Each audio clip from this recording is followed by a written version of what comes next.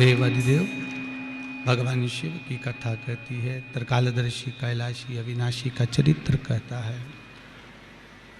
अगर मानव का शरीर मिला है, प्राप्त हुआ है, तो मनुष्य का शरीर मिलने के बाद, मानव का शरीर प्राप्त होने के बाद सबसे मूल अगर कुछ है तो वो भगवान का भजन है, भगवान की भक्ति है। और यदि 84 लाख योनियां काटने के बाद में 84 लाख योनियां काटने के बाद भी अगर मनुष्य का शरीर मिल गया और उसको हमने भगवान के स्मरण में, भगवान की भक्ति में, भगवान के नाम जाप में, भगवान के कीर्तन में नहीं लगाया तो यह मानव का शरीर बेकार है। फिर इस शरीर की कोई मूलता नहीं है, इस शरीर का कोई महत्व नहीं है। फिर एक बात अपने जीवन में हमेशा उतार कर रखिए।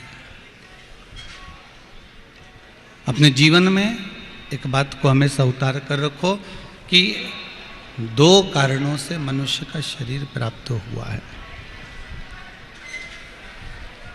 इस मानव शरीर को प्राप्त करने का 2 कारण है। एक,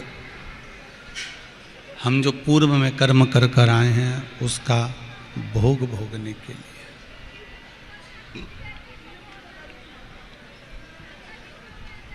पूर्व का जो हमने कर्म किया है उस कर्म का भोग भोगने के लिए ये मानव का शरीर मिला है। और दूसरा, मानव का शरीर मिला है भगवान का भजन करने के लिए। भजन करते करते हमें कर्म का भोग भोगना है।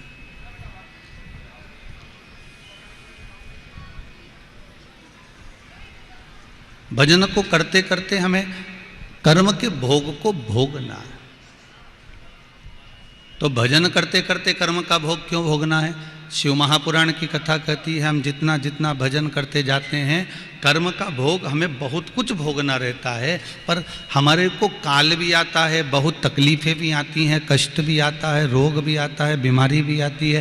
पर कर्म का भोग भोगते भोगते जब हमारी भजन की मात्रा बढ़ जाती है, हम भजन को जब बढ़ा देते हैं, स्मरण को बढ़ा देते हैं, भगवान की भक्ति को बढ़ा देते हैं, तो हमारा जो पूर्व का कर्म का भोग हमको जो भोगना रहता है वो धीरे धीरे धीरे धीरे धीरे धीरे वो कम होते चले जाता है और हम भगवान की शरणागति की ओर बढ़ते चले जाते हैं।